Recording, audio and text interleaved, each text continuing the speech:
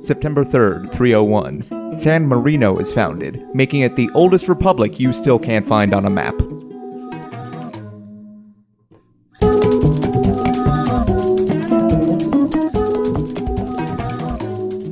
Welcome to The Revisionists. I'm Brian Flynn. I'm Zach Powers. And our guest tonight is one of Denver's favorite comics, writer for Westward, hosts the legendary Lion Slayer open mic. Please welcome back to the show, Byron Graham. Hey guys, thanks for having me back. Thank you for being here again. I like that you described the Lion's Lair as legendary. Yeah, I mean... It only appears once every fortnight. Yes. And Shall we go back to our classic Brigadoon tangent? I think maybe last time you were here, we talked about Brigadoon for a good 3 or 4 minutes. I really like the Brigadoon premise as a, just the thing that disappears and comes back, all the townspeople. A high-powered NBC executive, and someone came to you with the premise of Brigadoon, the show. Yeah. Get a late career, Bill Murray. We could do this. If you're new to the show, each episode we take a look at a topic from history. First, we present the official version of events, and then one of us comes up with an alternate history.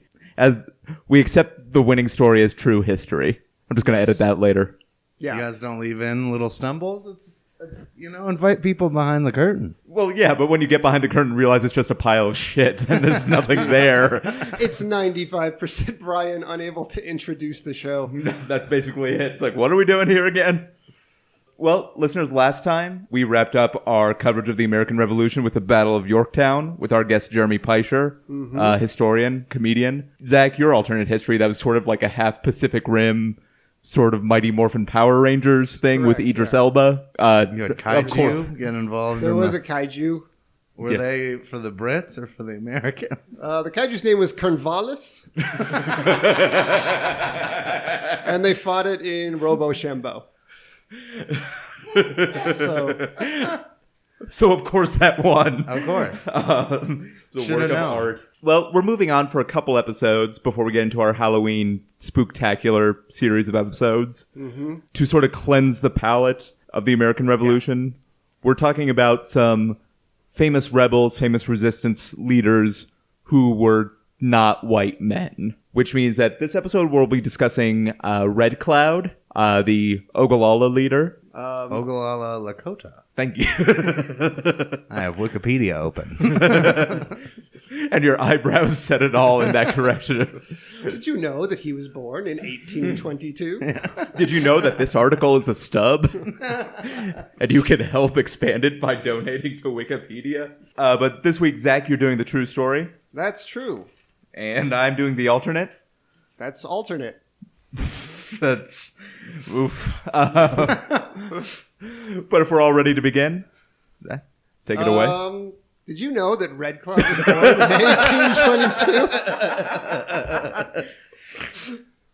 1822? In Nebraska. North Platte. God damn it.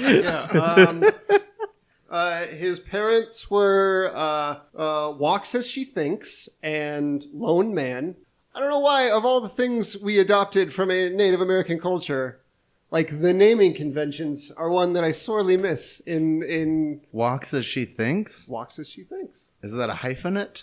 I suppose so. I don't It's a know. run-on- yeah, she's a modern Her name's woman. a run-on sentence. Yeah. It was nay. Exactly. It's an honorable name. And- Walk as... It took me too long to figure out what it really meant, but now I get it, yeah. But they both died when he was very young, and he was raised and mentored by his uncle, who's named Old Chief Smoke, and had early fights against the Pawnee and Crow Indians that kind of trained him in warfare from a fairly young age as he was being mentored. Obviously, he was a Lakota Indian, as we kind of alluded to earlier. But alluded, outright said. But the first major kind of turning point in his life came during what is called Red Cloud's War, which was caused in part because there was kind of a gold rush concurrent with the American Civil War in the area where Red Cloud lived, and there were a lot of miners coming through and searching for their fortunes, I guess, which was in violation of the treaty we had with the Native Americans at the time. Unthinkable. Unthinkable, yeah. And that's a recurring theme. I'm just going to go ahead and spoiler.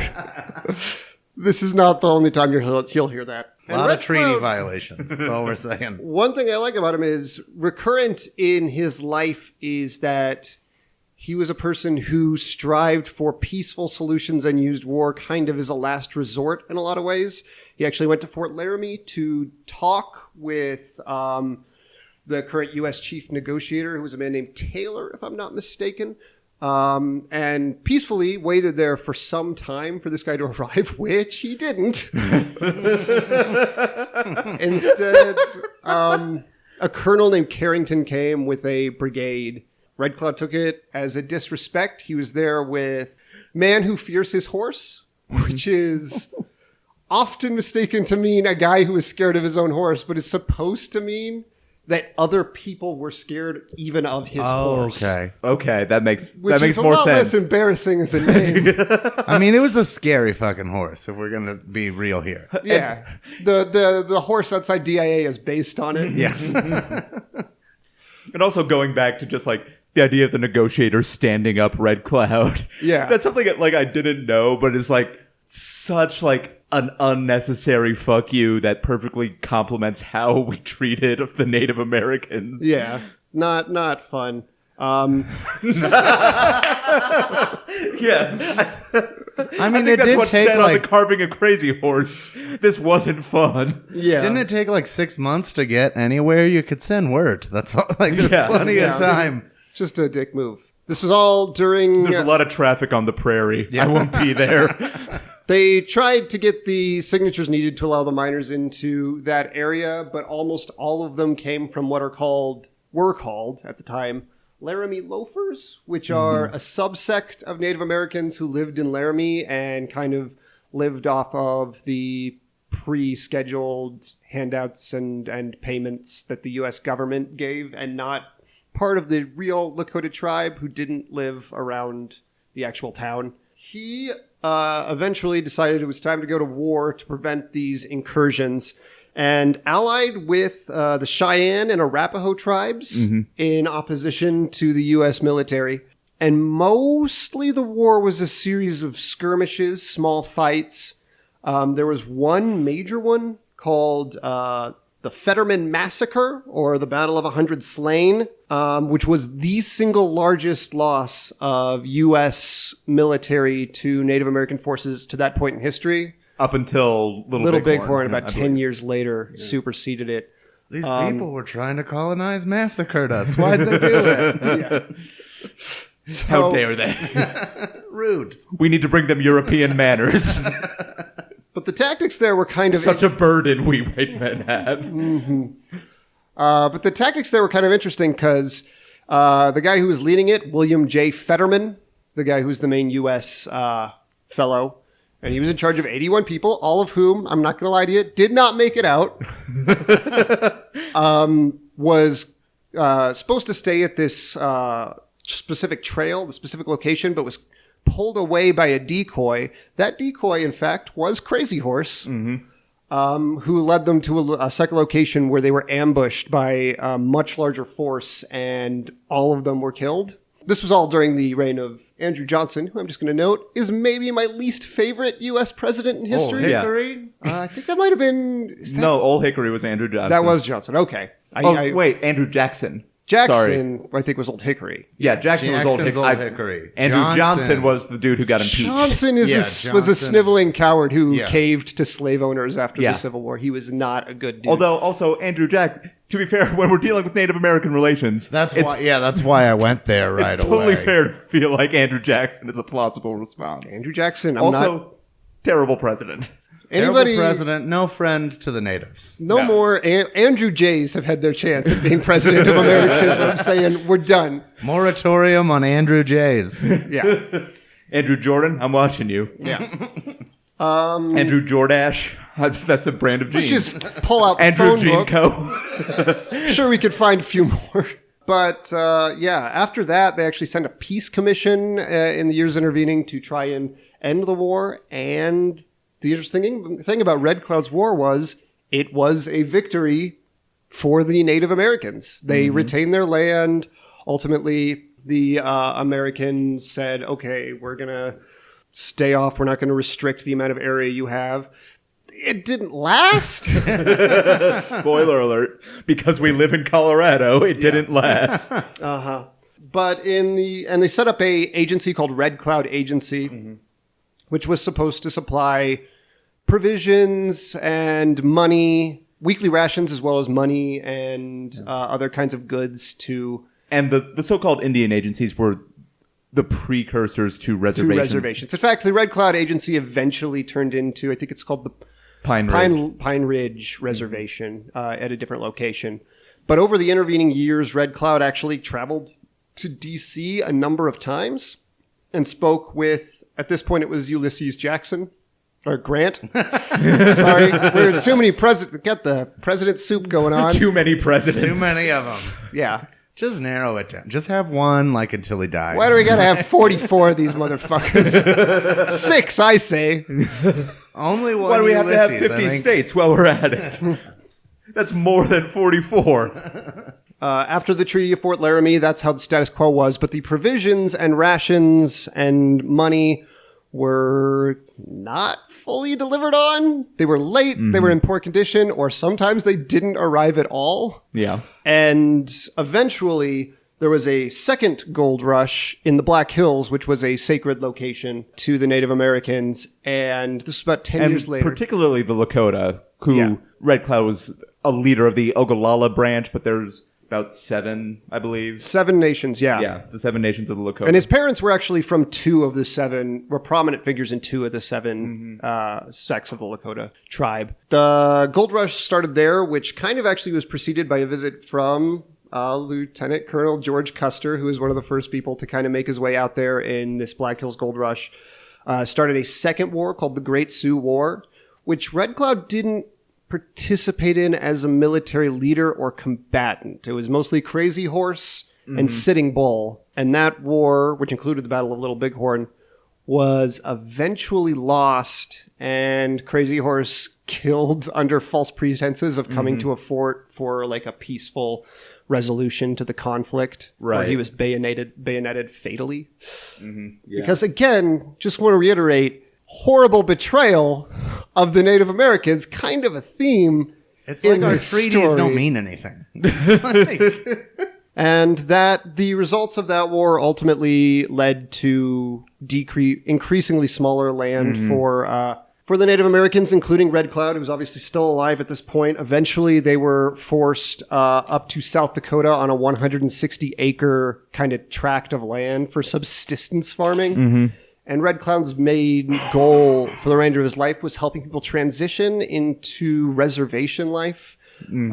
He, from his trips to Washington, had come to the conclusion that there could be no real military solution for the Native Americans against the United States Army. Overwhelming power of gunpowder. the American Empire. And so he thought doing anything would be folly. But he continued to fight for them. He opposed the Dawes Act, which was another act that restricted Native American lands and rights.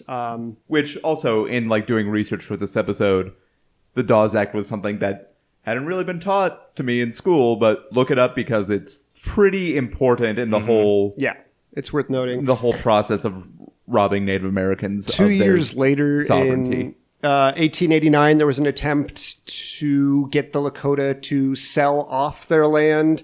Actually, at one point, when talking with Ulysses S. Grant, in the build-up to the Great Sioux War, he offered Red Cloud $25,000 for a great deal of their land, which was the primary source of the gold rush, and Red Cloud refused outright. But in this 1889 attempt, they were getting signatures from Native Americans to sign off on giving the land away, and people like Red Cloud and Sitting Bull were so opposed to it that they used subterfuge to get the signatures, including getting them from children. Yeah. So, not the most scrupulous of folk. I mean, pretty, trivial in comparison to flagrant treaty violations. That's just like a little bit of, that's like adorable. I mean, emphasis on almost. Treaty violations involving children are the cutest treaty violations. Like cluster bombing children. Adorable. And, he worked with pro-Native American white people as well for his time there, including a man named Dr. Valentine McGillicuddy, who I just wanted to mention because his name is, again, Dr. Valentine McGillicuddy. Sounds like a character from an old radio drama. Yeah, I imagine he had to have like a 1920. I'm Dr. Valentine McGillicuddy, man. Here to get the latest scoop on the Lakota Indians. You hear about the Scopes Monkey trial? He died in 1909 at the age of 88. And near the end of his life, one quote that stuck out to me that he was heard to have said was, "They made us promises more than I can remember, but they kept one. They promised to take our land, and they did." Mm. And one little final tag on the end. Years later, JFK attempted to name a series of ballistic missiles after Red Cloud, but the Pentagon shot it down because they thought it sounded too commie. Yeah, I saw that. I'm like, that's about right. There's another quote, and in my research, I can't remember if it was Red Cloud or if it was someone else, but it was along the lines of saying to someone who was trying to get them to move to a different parcel of land set aside for them, it was like, if it's such good land, you take it and leave us the fuck alone. Paraphrasing. No, that's the exact quote. Yeah. Even says paraphrasing at the end. Yeah, it's paraphrasing. Dictated, not read. And I didn't even attempt to pronounce his name in Lakota because that would be a mess. Yeah. I saw that. I thought I might give it a try, but no, there's no chance. But of course, all commonly stereotyped Native American names are translated from their original languages. Of course, yeah. So for me, doing the alternate history, everyone knows the main thrust of Red Cloud's life stays intact. He was a warrior who also, fought for peace. His life, leadership, and struggles remain the same. But I want to focus on some of the details, specifically of Red Cloud's war, that maybe are a little richer than your history suggests. Okay. Zach? Shots fired. Very, very tame, milk toast shots fired. From a slingshot. Yeah, of course. From the popping cork of a champagne bottle.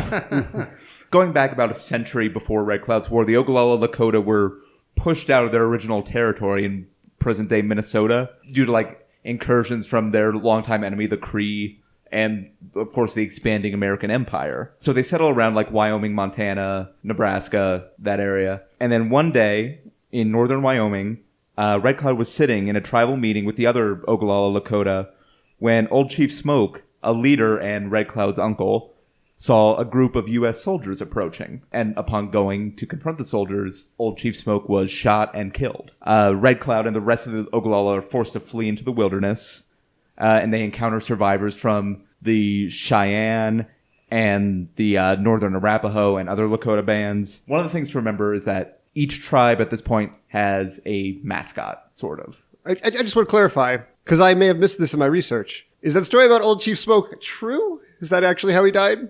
No. Okay. So this is his Uncle Ben origin story. Sort of. Thomas and Martha Wayne. Yeah, basically. Okay. Closer. Each tribe and band had their own mascot, their own representative. The Fighting Caucasians was a popular one. Sure. Among them. So, I feel like you go with, to be more equivalent, the Fighting Honkies or something like that. Caucasian is the proper designation and not a racist slur. That's true. The Fighting Caucasians and, of course, the Northern Arapaho Crackers, I believe. Oh, okay. So, using the nickname the Fighting Caucasians, the survivors band together and they get weapons from members of the community. It is fun that cock is right in the name of Caucasians. Yeah, that's sort of why I went with it, not gonna lie. Paleface is a good one, too. Wait, what? Paleface? Yeah, I feel like that's the proper equivalent for the Kansas City team's name. Or the Washington team's name. Let's go back or and the change Cincinnati team's name. Or the Cleveland team's name. Or the Chicago hockey team's name, and so on. I don't know enough about sports to know all numerous of high schools. At least the Black Hawk is like tribe specific. They don't hate it so much. It's not just... but it's still appropriation of an image and a name. Sure. So meanwhile, the invading troops are trying to inventory the Ogallala nationals and their supplies and their weapons, and they're being led by Colonel Carrington, who looks sort of Cuban or Russian, but is definitely 100% American. We have to own that. The Americans were there to capture and occupy the Bozeman Trail, the easiest passage to the goldfields of Montana. But the trail cut through what was Lakota, Cheyenne, and Arapaho territory. But who else understands that, flakes of piss-colored rock dredged up by some Bostonian in a stream are more valuable than human lives, like white Americans. We made the right call. I just want to say hashtag unpopular opinion. Unpopular opinions, but I fucking love golds. Come on. Panning for it. Gold's great. It's shiny. It's kind of yellow. It comes in flakes, and then you melt it together into jewelry. For some reason, we assume it has inherent value. Red Cloud saw the brutality inflicted upon the people and gathered his allies together to raid the parties on the trail. His allies included man afraid of his horses or man who fears his horses. I think it's actually young man who was afraid of his horses, yeah. Another leader named Hump or High Backbone, and of course Crazy Horse. And for each successfmo raid they launched... like Hump. Yeah. That guy goes old. Does he Hump. have a Quasimodo? A classic Quasimodo. The medical definition, the medical term, a Quasimodo. I'm sorry to have to tell you this. You have a Quasimodo. You have a straight Quasimodo. And to be honest, you should have noticed by now because it's a relatively obvious condition. You frighten children.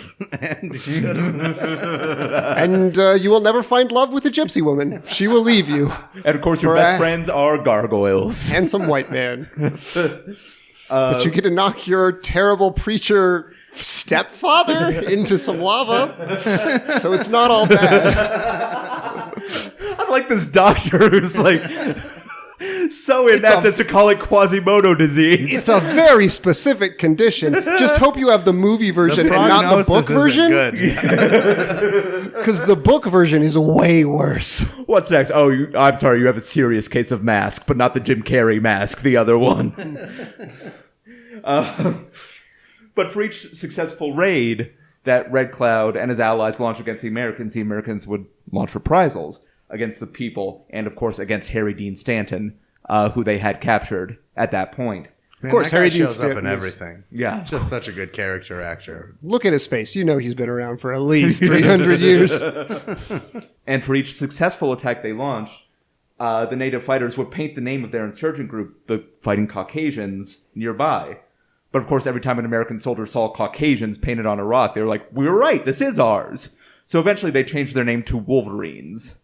After, of course, Red Cloud's tribal mascot or symbol. Okay. I thought you were going to say Logan, the timeless wanderer. Yet another thing we've stolen from the concept of Wolverine. The concept of Wolverine. I don't know. I think that to be fair, I think that is straight up like a Stan Lee original. I don't think he stole the X-Men from Native American legend. I know. And oral history. Maybe some. Oh, I thought you were talking about the concept of the animal, the Wolverine. Oh, okay. Which I think exists also in Australia. We've overthought this goof quite a bit. Everything exists in Australia, to be fair. Every bad animal. And Hugh Jackman. Including Australians. Colonel Carrington is trying to construct the massive Fort Kearny nearby, and Red Cloud and the Wolverines launch over 50 raids during the construction of the fort, which you'd think would dissuade the soldiers, but didn't. But this all leads us up to the climactic Fetterman fight, where the Wolverines set up decoys along the trail, and when Carrington's wood wagon signaled that it was sorry, I am 6. Yeah, apparently. Wood wagon. The wagon carrying his wood. That's not better. Yeah. I'm assuming you're imagining a wagon that carries boners from one settlement to the next. Of course, they were scarce in settlement times. Yeah, of course. That's why a conflict in so many westerns is the big boner supply coming to town has been raided by thieves and outlaws. Brigands. That's, of course, the classic Clint Eastwood character, the man with no boner. And, of course, a fistful of boners. Sorry. For a few boners more, of course. And, of course, the good, the bad, and the boners. Oh, God damn it. When Carrington's wood wagon signaled it was under attack, he sent out 80 more troops to check on the party, led by Captain Fetterman. So hearing heavy fire and a large battle, Carrington dispatched another 80 troops who found the bodies of all Fetterman's men mutilated and marked with wolverines all over them. Like a drawing of a wolverine? Just the word. I mean... Okay. Because wolverines, I think, are hard to draw. I've never actually seen one. That's a long word. I think you're really carving that into people. Yeah, but I think wolverines are just... I guess they're just like pointy badgers. Yeah. Or are they doing this like... They're like nasty looking NFL badgers. team style where like each torso gets a letter. And all of it. Like, so you get like 10 guys and spell out Wolverine. Maybe throw in an I didn't know what you meant by exclamation NFL team style other than everyone's concussed. All the guys... I'm not good with sports metaphors. So, but you know how all the guys would be like Chiefs and there's one guy with a big C, one guy with an H. Yeah, totally. And so forth. I feel like they're like badgers if like Dr. Moreau style they had been mutated with like a Cuisinart. a mountain lion or that will go with a Cuisinart. Yeah. Or just a series of kitchen knives. They were made into dice meat and sculpted into Wolverine shape. But of course, the previously mentioned the victory at the Fetterman massacre, the Battle of 100 Slain, leads directly to the Treaty of Fort Laramie. Inaccurate name, by the way. Yeah. Not even 100? No, 81 Americans and 14 Native Americans. Pretty close. Yeah. Not quite. 95. The Battle of 95 slain doesn't sound quite as nice.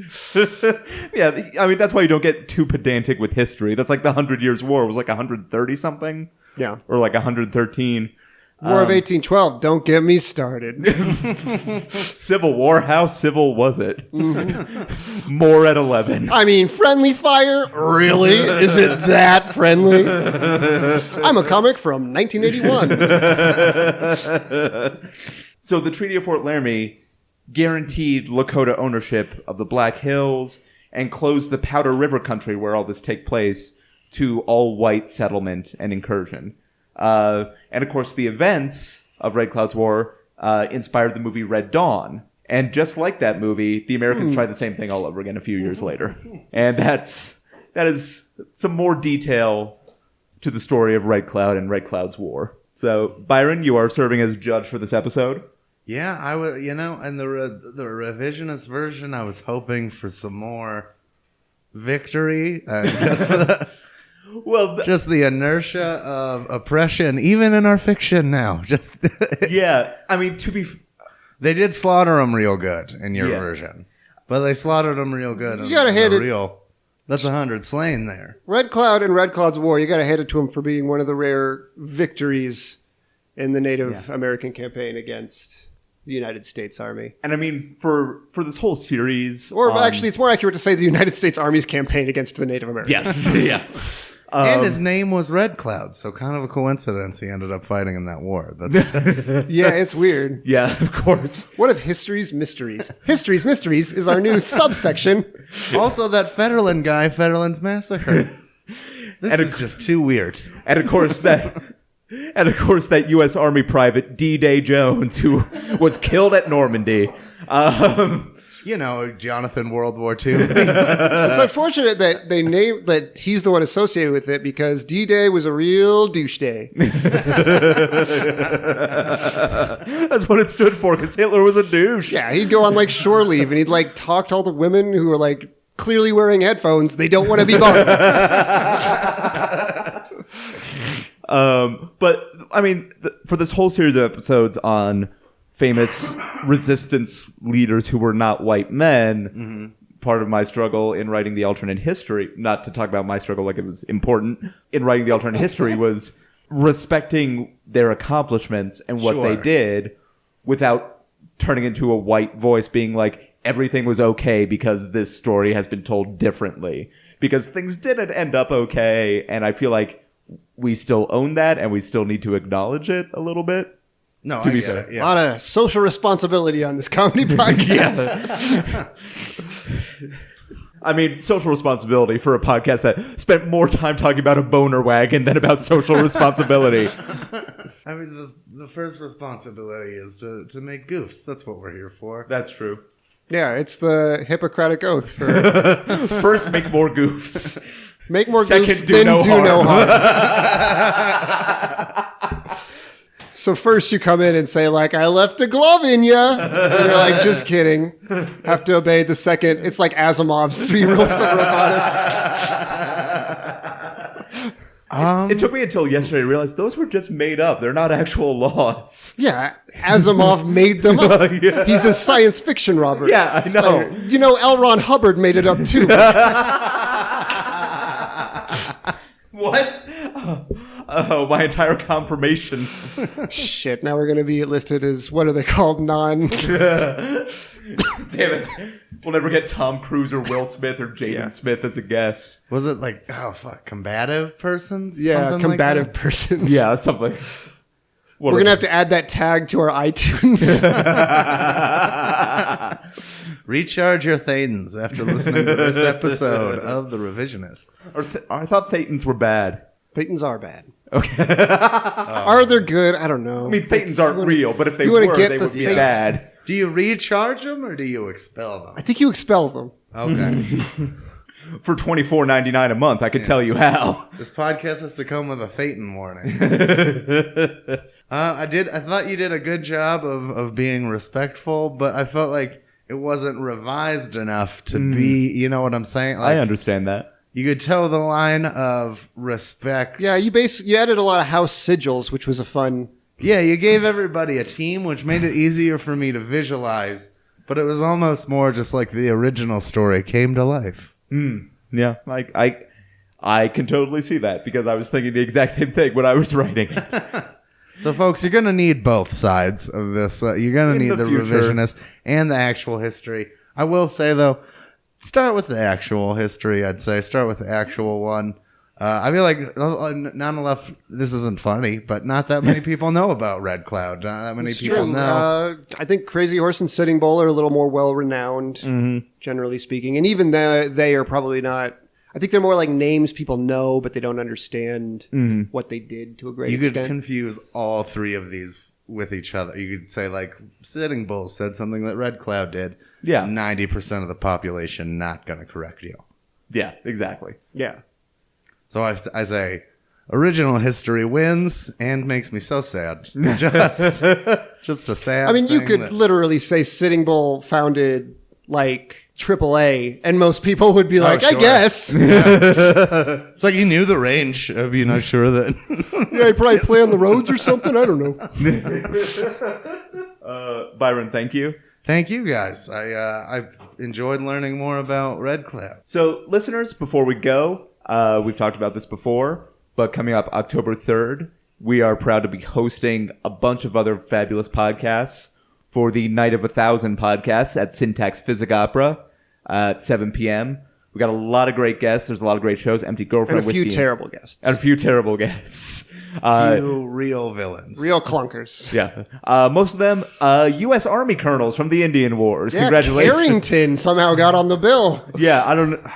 Fetterland, pumped full of arrows, still making it out. Somehow Andrew Jackson and Andrew Johnson hosting their podcast, Terrible Presidents. With their guest, James Polk. And George W. Bush. Yeah. Not invited, Barack Obama, who I'm a fan of. Yeah. It's weird that we don't want the president we like at our show that no president is going to be at. But Byron, you will also be involved. I'll be emceeing the event. So I'll be bringing everybody to the stage. Awesome. Probably sharing a few witticisms at the beginning. Of course. So we look forward. Please, no witticisms. That's not part of the contract. No witticisms. Please, no homespun yarns. Anecdotes or no fables. Pithy observations are more of our speed. Parables are okay. Okay. But no more than 3. That's in your contract. Heavy-handed overtones encouraged. Sure. No coyote folklore. Ribald quips? Yes, please.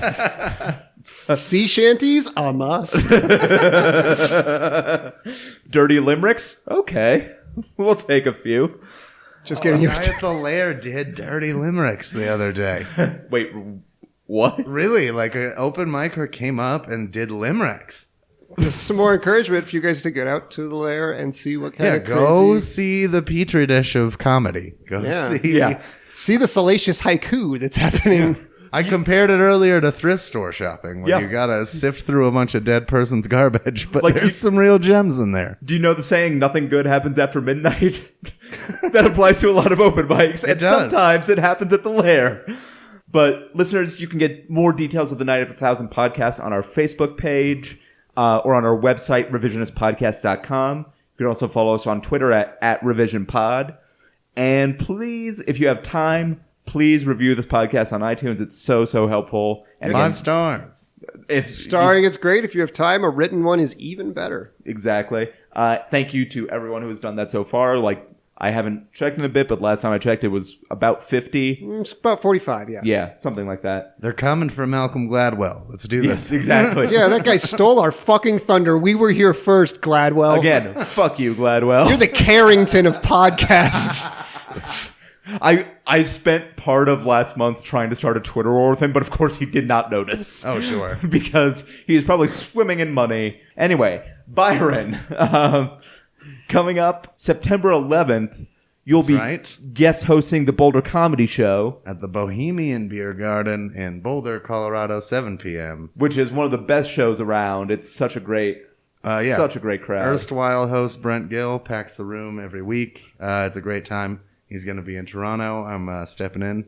Awesome. Don't know who's on the lineup yet, but who needs to know? It'll be me. It'll be cradled in my capable host hands all night.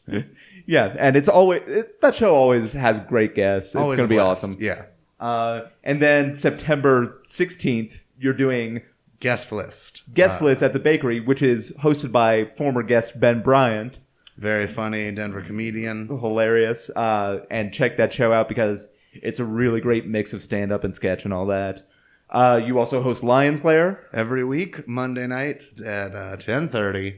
Come watch Dreams Die and Jokes Be Born. And Brian is offering me his notebook. I did not. I'm sorry. I didn't mean to. I just felt you tugging on it. Oh, sorry. Westward, yes. Alternative weekly newspaper contributor. Find all of his columns by searching Byron Graham on Westward. Just Google me. The mugshot of aging black man. Not me. Don't mean to surprise you. Really? Because that's so many of the pictures I see on Westward's homepage. Also, no Byron Graham Ministries. I'm not involved in South Carolina's Byron Graham Ministries. Byron is waiting for the right time to start his cult. Yeah. But if you Google his articles, you can even find an interview with Brian and I about this very podcast. Subjects of podcast profiles, a semi-regular I like to interview. And I definitely think our jump in subscribers started around that time that came out. Because like I said, every time I go to upload an episode, like our number of subscribers has close to doubled, or like our growth number has doubled. So thank you to everyone who's tuning in and for all of that. Keep them coming. Tell your friends. This is one of the most original podcasts in Denver. Hashtag the revisionists on Twitter. Hashtag fuck Malcolm Gladwell. Hashtag boner wagon. Zach, you have a few projects coming up. Sometime probably in the month of September, I will be on John McCoy's sophomore lit podcast. This is the brother of Flophouse host Dan McCoy. It's a podcast where you rediscover books you read, were assigned in high school, and see how you evaluate them as a grown-ass person. Mm-hmm. And I'll be talking about crime and punishment. I also have a new podcast project coming out about the television show Skins called Round View Review, which I do with my Stage of Fools co-host, Shannon Camp. So that should be available relatively soon. Again, former guest and friend of the show. Yes, from the Alexander Hamilton episode. So for everyone here at The Revisionists, thank you for tuning in. I'm Brian Flynn. I am Zach Powers. And I've been Byron Graham. Thanks, guys. Thank you. Have a good time. Dumb fucking sign off.